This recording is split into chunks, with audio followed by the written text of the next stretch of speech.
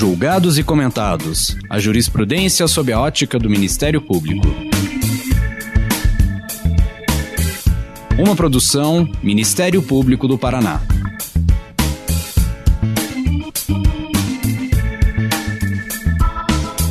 Olá, estamos começando mais um Julgados e Comentados, nosso podcast para falar de julgamentos relevantes sob a ótica do Ministério Público. Eu sou Eduardo Cambi, promotor de Justiça do Ministério Público do Paraná, e hoje aqui comigo está o promotor de Justiça do Estado de Minas Gerais, Gregório Assagra de Almeida.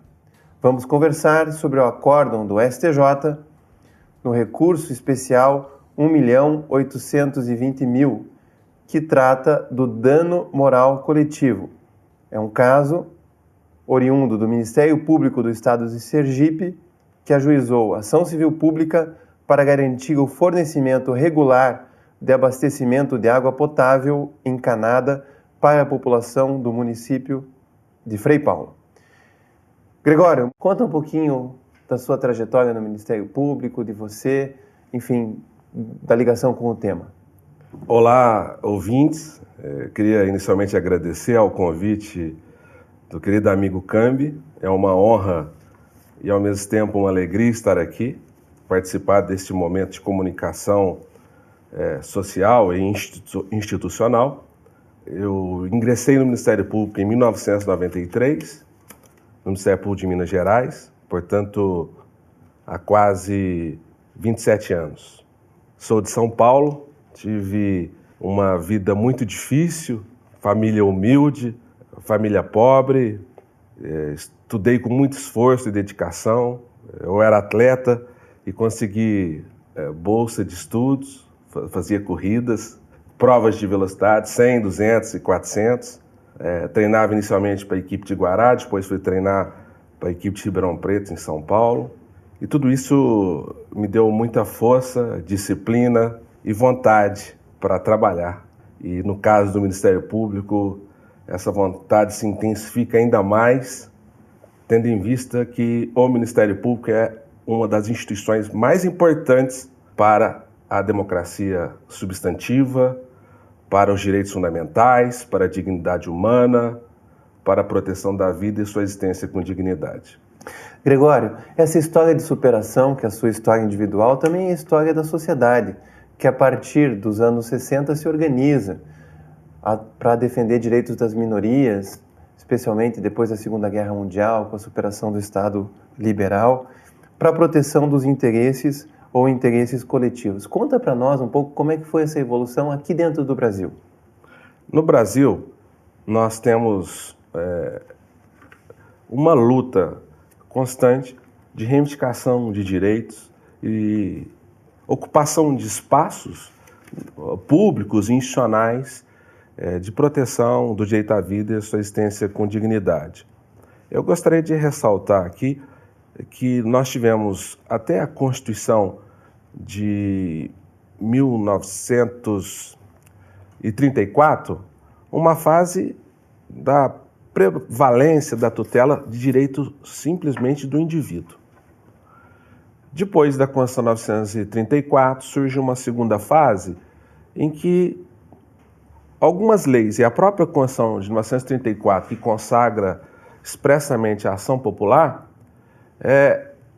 essa Constituição e as leis que surgiram, como a CLT, Código de Pesca, Código de Caça, Código Florestal, Lei da Ação Civil Pública, elas iniciaram uma segunda fase, que é a fase da proteção não só de direitos individuais, mas de direitos coletivos, mas de forma taxativa, fragmentada, e que foi importante também. Que é essa expressão dos direitos transindividuais. Que vão além do indivíduo. Que vão além do indivíduo para abranger um grupo, uma coletividade ou até toda uma comunidade de pessoas. É o que é denominado de direitos difusos, direitos coletivos ou direitos individuais homogêneos. E a Constituição foi importante nisso, porque trata de uma série de direitos transindividuais, como a probidade administrativa, o consumidor, o meio ambiente sadio, o patrimônio cultural, e traz lá para o Ministério Público alguns deveres, né, e responsabilidades lá no artigo 129, inciso 3º, dizendo que cabe promover o inquérito civil e ação civil pública para a proteção de qualquer espécie de interesse difuso ou coletivo. Cambi, você é um dos grandes especialistas no Brasil sobre esse tema, tanto que tem uma obra consagrada sobre o novo constitucionalismo e o novo processualismo. E você sabe muito bem que a Constituição de 1988, que é a atual Constituição, ela foi um divisor de águas.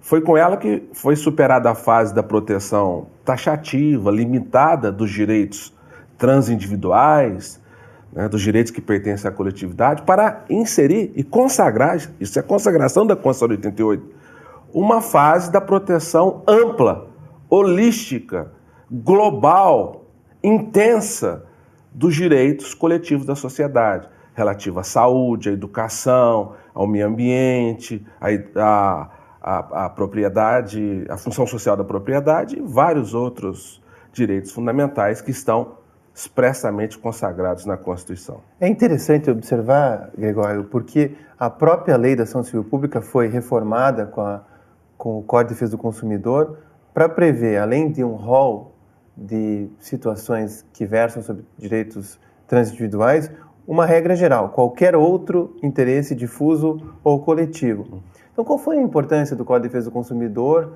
para a Lei da Ação Civil Pública e para a tutela coletiva dos direitos? Eu diria, Cambi, em relação da tutela coletiva, nós tivemos 3 momentos históricos em termos da tutela processual, da tutela jurisdicional. O primeiro foi a Lei da Ação Civil Pública, que influenciou até na formatação e na construção da Constituição, que é de 1985, depois a Constituição de 88, que consagrou inclusive a não taxatividade, a proibição, né, da taxatividade lá no artigo 129, inciso 3, e depois da Constituição, o Código de Defesa do Consumidor. O Código de Defesa do Consumidor, ele é uma lei principiológica, ele protege os consumidores individuais e coletivos, mas ele vai além. Ele traz um sistema amplo de tutela coletiva, material e processual, que pode ser utilizado para a proteção do meio ambiente, do direito à saúde, da segurança pública e de outros direitos coletivos fundamentais para a sociedade. Em 1994, foi alterada a Lei da Ação Civil Pública, passando a expressão dano moral a integrar o artigo 1º, que desde 94, depois teve uma alteração em 2011, agora está da seguinte forma: regem-se pelas disposições dessa lei, sem prejuízo da ação popular, as ações de responsabilidade por danos morais e patrimoniais causados. E aí vem a questão, por que falar em dano moral na Lei da Ação Civil Pública? Veja bem, Cano, e ouvintes, a Lei da Ação Civil Pública, ela é uma lei predominantemente processual. Contudo, ela elenca o que seria os bens jurídicos tuteláveis pela própria ação civil pública, por termo de ajustamento de conduta. E entre os bens jurídicos lá, cujo rol, repito, é exemplificativo, não é um rol taxativo, não é fechado, né? Ou seja, é ampla a proteção, entre os bens jurídicos está a reparação dos danos, tanto materiais quanto morais. A previsão expressa de reparação de dano moral, consagrada na Lei da Ação Civil Pública, nessa reforma de 1994, ela foi um avanço enorme, porque ela explicitou de forma clara aquilo que já estava consagrado na Constituição de 1988. E é interessante observar também que o artigo 21 da Lei da Ação Civil Pública conecta ao Código de Defesa do Consumidor, que fala de, além do interesse individual, que também está consagrado lá, o interesse individual do consumidor, fala dos interesses coletivos, difusos e individuais homogêneos. O que são esses direitos e por que o Código fez isso? O Código de Defesa do Consumidor ele alterou a Lei da Ação Civil Pública e nela fez inserir o artigo 21. Quando ele alterou, o que ele fez? Ele fez como se fosse assim, ó, a Lei da Ação Civil Pública e o Código de Defesa do Consumidor formam um microsistema geral para a proteção dos direitos coletivos fundamentais da sociedade. Então, esse microsistema ele é utilizado no meio ambiente, na saúde pública, na defesa do consumidor, para garantir, inclusive, a função social da propriedade. E em diversos campos é possível a utilização deste microsistema. E esse microsistema consagra, e aqui eu quero falar diretamente aos ouvintes, que os direitos coletivos são difusos. Aí eu vou dar um exemplo, né? De quem que é o ar que eu respiro? E foi um questionamento feito pelo grande e saudoso processualista italiano Mauro Capelletti. Já na sua obra inicial, na década de 70, do Acesso à Justiça, junto com Brian Garth, né? Brian Garth. Aí ele fala o seguinte: de quem que é o ar que eu respiro? É meu e de todos ao mesmo tempo. Então esse direito ele é difuso, porque ele não pertence só ao indivíduo, a toda uma comunidade de pessoas indeterminadas. Não tem como eu dividir o ar que eu respiro. Ele é meu e de todos ao mesmo tempo. Esse direito é difuso. Por outro lado, existem os direitos coletivos, em sentido mais restrito, que pertence ao grupo, à classe ou à categoria de pessoas, ou seja, a um grupo de estudantes, a um grupo de trabalhadores, a uma classe de munícipes, numa relação com o município, tributária, por exemplo. Esses direitos são direitos coletivos em sentido restrito. E, por outro lado, o que o legislador fez? Isso foi uma inovação, eu acho, extraordinária. Ele falou, ó, existem direitos dos indivíduos, direitos de vários indivíduos, que por interesse social podem ser defendidos dentro de uma ação coletiva, dentro de um termo de ajustamento de conduta, que são os direitos individuais homogêneos. Eles são, na verdade, direitos coletivos por uma ficção jurídica, por uma escolha do legislador. Eles são coletivos na proteção, mas, na verdade, são direitos dos indivíduos. Vou dar alguns exemplos, né? Nós temos, por exemplo, o acidente gravíssimo de Brumadinho, temos também de Mariana. Então, vários indivíduos, por exemplo, perderam as suas casas. Centenas, até milhares, casas, ou foram atingidos seus bens. São pessoas individualizadas. Cada um pode receber aí a sua reparação. Mas, para potencializar a defesa desses indivíduos, é cabível uma ação coletiva, ou um termo de ajustamento de conduta. Esses indivíduos podem ser protegidos dentro de um processo coletivo. Por quê? Porque há interesse social. Primeiro, combate à dispersão das vítimas. Segundo, diminui a sobrecarga do judiciário. São evitadas centenas, milhares de ações individuais. Terceiro, são evitadas decisões conflitantes, porque pode um juiz decidir de uma forma, outro decidir de outro. Então, dentro de um mesmo processo ou de um mesmo acordo, são tuteláveis direitos de dezenas, centenas, milhares de indivíduos. Isso é interesse social e o Ministério Público está incumbido dessa defesa. Daí entra o Ministério Público com o seu aparato normativo, lá, a previsão constitucional do artigo 129.3, a Lei da Ação Civil Pública, podendo buscar a reparação do dano material e do dano moral, né? Porque as duas coisas não se confundem, não é, Grimalho? Não, são dimensões diversas da reparação. O dano material é aquele dano, aí nós vamos exemplificar, que atinge bens materiais da coletividade ou até do indivíduo, como, por exemplo, o dano que aconteceu ao meio ambiente, um dano com a poluição atmosférica, com a poluição do solo, do subsolo, ou no indivíduo, dano que aconteceu no seu veículo. Esse dano é material porque está relacionado com a bens materiais propriamente ditos. E existe também a reparação dos danos morais, que são aqueles danos decorrentes da situação de frustração do direito, de dor intensa, de sofrimento, de violação da honra de uma pessoa ou de violação de bens fundamentais de uma sociedade. Então, hoje, tanto a lei como a jurisprudência têm admitido que a reparação dos danos, tanto individuais quanto coletivos, pode se dar tanto em relação a danos materiais quanto a danos morais. Nós vamos voltar para esse tema, vamos fazer um breve intervalo e depois vamos tratar do acórdão do STJ. Vamos lá.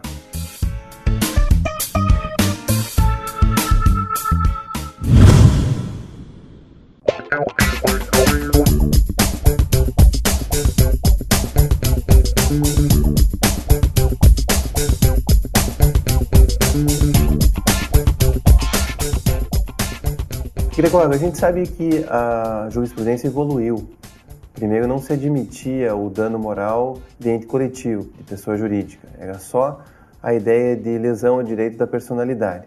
Hoje já se admite para a pessoa jurídica e, mais recentemente, envolvendo toda a coletividade, a comunidade, como você bem disse, né, para a proteção do meio ambiente, do consumidor, da ordem urbanística, do patrimônio histórico e artístico, dentre outros. Essa evolução, então, ela vai na direção do Código de Defesa do Consumidor e na proteção daquilo que alguns chamam, até que não devia ser chamado dano moral coletivo, mas sim um dano não patrimonial transindividual ou até dano social. Como é que essa polêmica está colocada na doutrina? Cambi, a construção dos direitos fundamentais é um processo histórico. Nós podemos falar que é uma evolução cultural da sociedade e das suas instituições. Inicialmente, houve muita resistência e podemos destacar essa resistência presente na jurisprudência em relação ao dano moral coletivo. Havia uma concepção, hoje nós podemos falar quase superada, não totalmente superada, mas quase superada, havia uma concepção no sentido de que o dano moral ele era individual, porque a dignidade humana era individual. E essa concepção, que esteve presente, inclusive, em parte de decisões do STJ e de alguns tribunais, ela esbarra na Constituição, porque a Constituição ela consagra os direitos fundamentais em duas dimensões: os direitos fundamentais individuais e os direitos fundamentais coletivos. Eu até tenho um livro sobre esse tema, foi minha tese de doutoramento na PUC de São Paulo, em que eu defendi uma nova summa divisio constitucionalizada, ou seja, para o acesso à justiça, para a proteção dos direitos fundamentais, não é mais suficiente a divisão entre direito público e direito privado. Nós precisamos ir para a Constituição. E lá na Constituição nós temos os direitos que são individuais e os direitos que são coletivos. Então, os direitos fundamentais são individuais e coletivos. Em relação aos direitos fundamentais, como eles são núcleos centrais de uma Constituição, a interpretação nunca poderá ser restritiva, ela tem que ser ampliativa.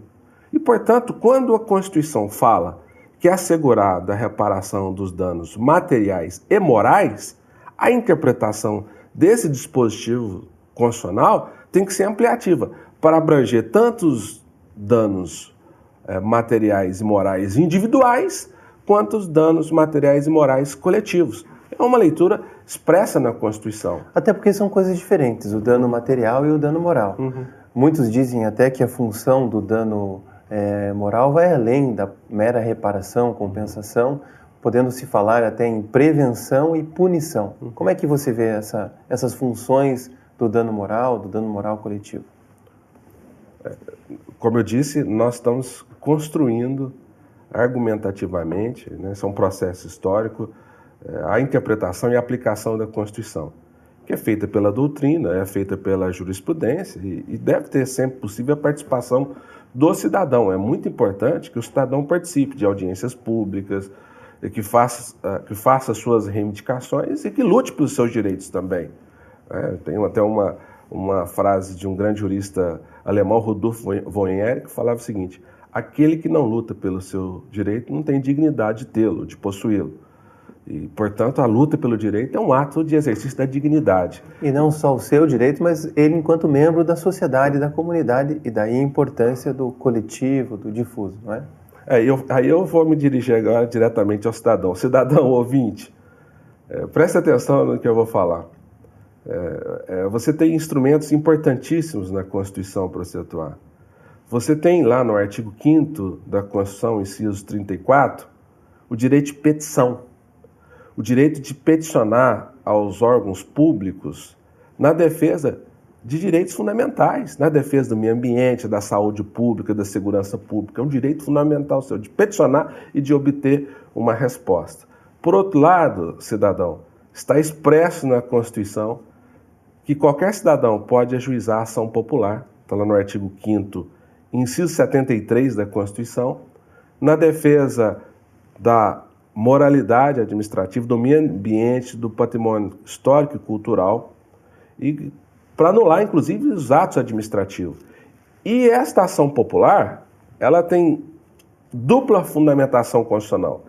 Ela é exercício direto da soberania pelo próprio cidadão, é como se fosse lá votar, mas na verdade ele vai lá fiscalizar e defender perante o judiciário com a ação popular. Essa é a primeira fundamentação constitucional, e com base no artigo 1º, parágrafo 1 da Constituição, que fala que todo poder emana do povo que o exerce pelos seus representantes eleitos ou diretamente nos termos dessa Constituição. Então, como já dizia José Afonso da Silva, naquela obra clássica sobre a ação popular de 1968, é o exercício direto da soberania pelo cidadão, o ajuizamento de uma ação popular. Por outro lado, a ação popular também é uma garantia constitucional fundamental do cidadão.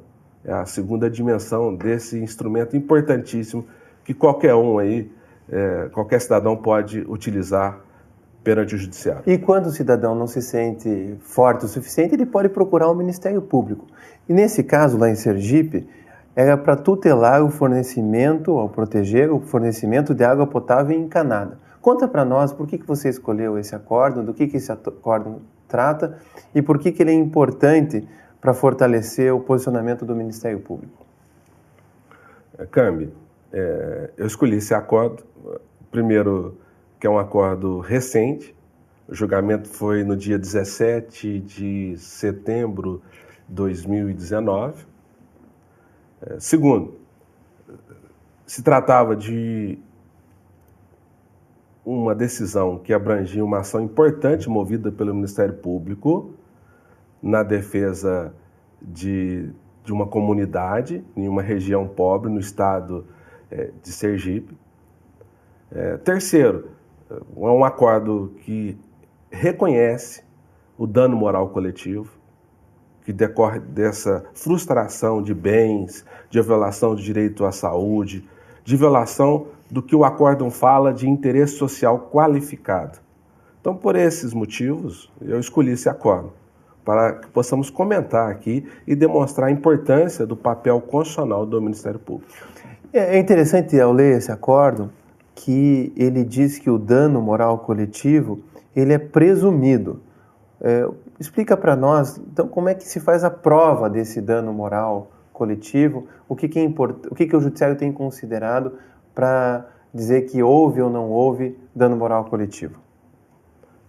Veja bem, Câmbio, o acórdão é claro, e o relator foi o ministro Herman Benjamin, que é um grande jurista, um grande professor, um grande ministro. O acordo deixa claro que o dano moral coletivo ele não precisa da demonstração objetiva de lesão individual. Está claro na decisão, não precisa da demonstração, da prova objetiva de que um indivíduo ou outros indivíduos foram lesionados. O que precisa ficar evidenciado pelo conjunto probatório é que o ilícito praticado, seja por ação, uma conduta, seja por omissão, ou deixar de agir, o ilícito praticado, ele gerou violação a bens e valores e a direitos fundamentais da sociedade, que o acordo denomina de violação de interesse social qualificado. Aqui houve a privação no fornecimento de água e irregularidade do serviço. E isso causou problemas para uma comunidade, porque sem água as pessoas não vivem dignamente. Foi o Ministério Público, pediu para ampliar o serviço, mas também pediu o dano moral. Esse dano moral vai para quem? Vai para as pessoas? Vai para um fundo? Para que serve essa reparação dos danos morais? Veja bem, o Ministério Público, ele apurou, né, previamente a ocorrência dos ilícitos e dos danos e moveu uma ação civil pública, primeiro, para regularizar a prestação de serviço quanto à água potável para o município de Frei Paulo e também os povoados, né? O que existia nesses municípios? Havia a prestação de serviço, mas essencial, mas não era contínuo. Era uma prestação de serviços que nós podemos falar insuficiente. Faltava água, né? E por consequência isso tinha vários problemas, como adoecimento das pessoas, sem água potável. Então o Ministério Público, o que ele fez? Ele apurou o ilícito e os danos causados e moveu a ação. Primeiro, para a fixação de medidas de infraestrutura para que haja prestação de serviço, desse serviço essencial de forma contínua, sem interrupção, que é o fornecimento de água potável.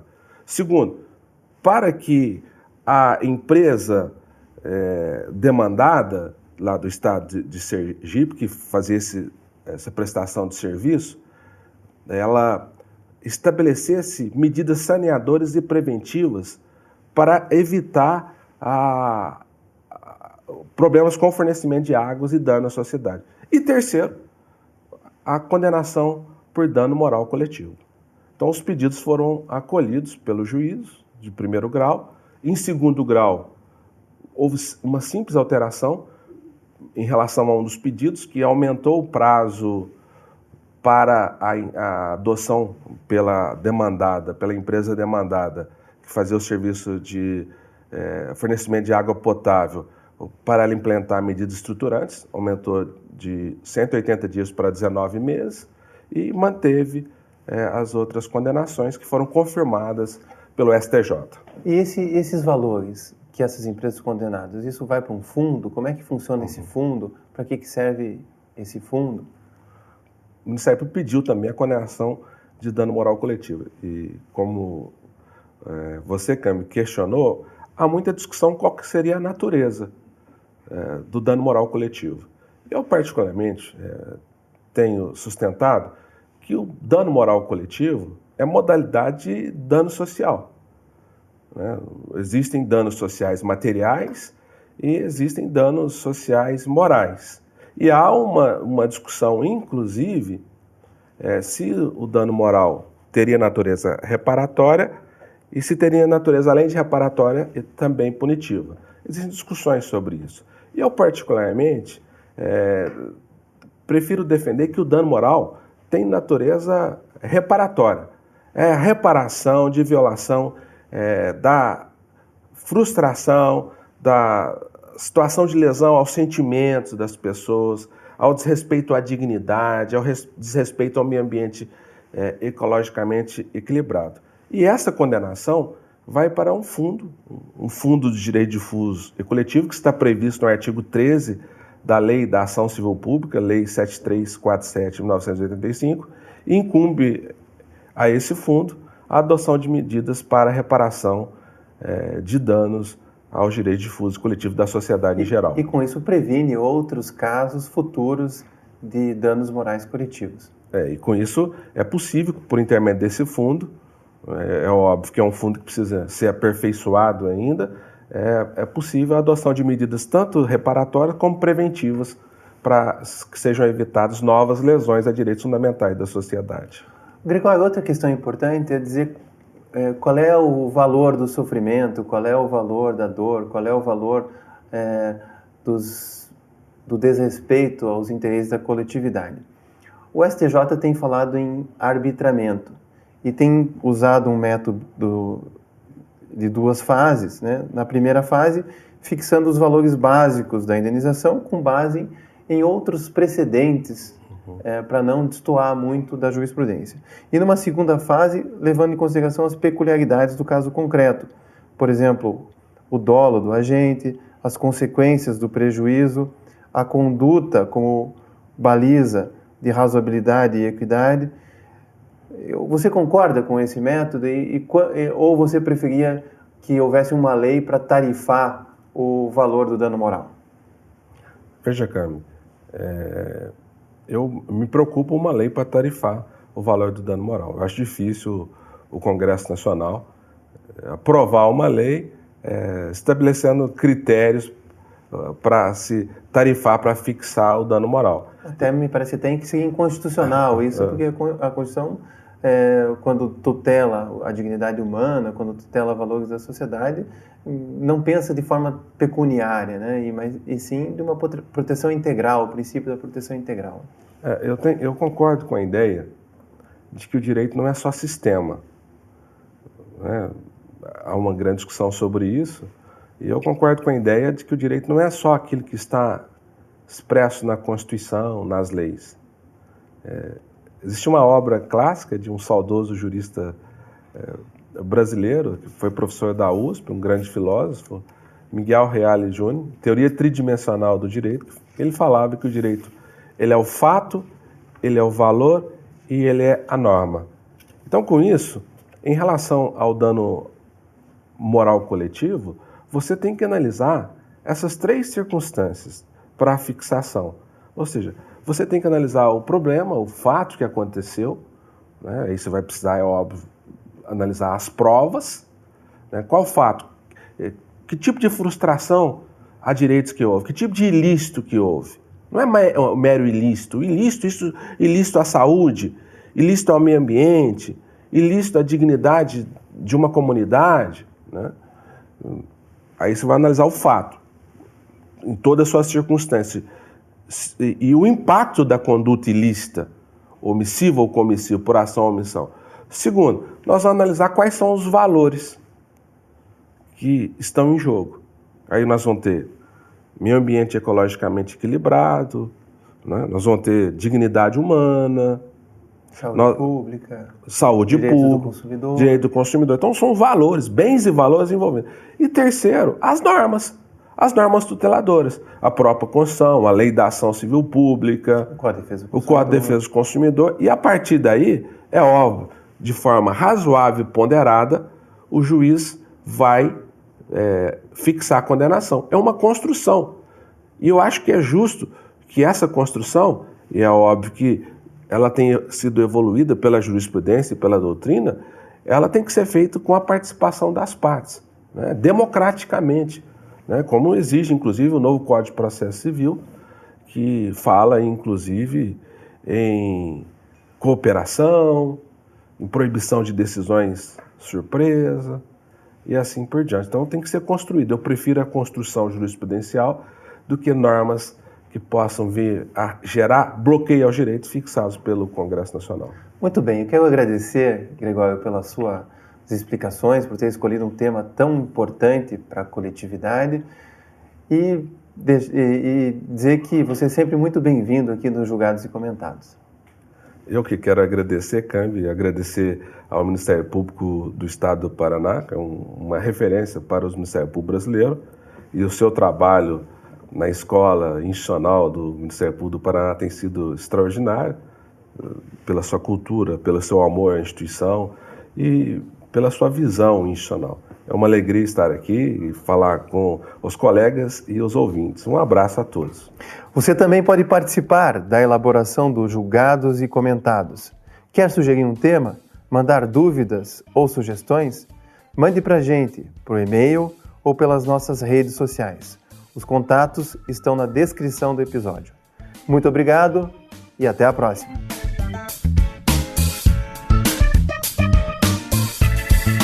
Uma produção Ministério Público do Paraná.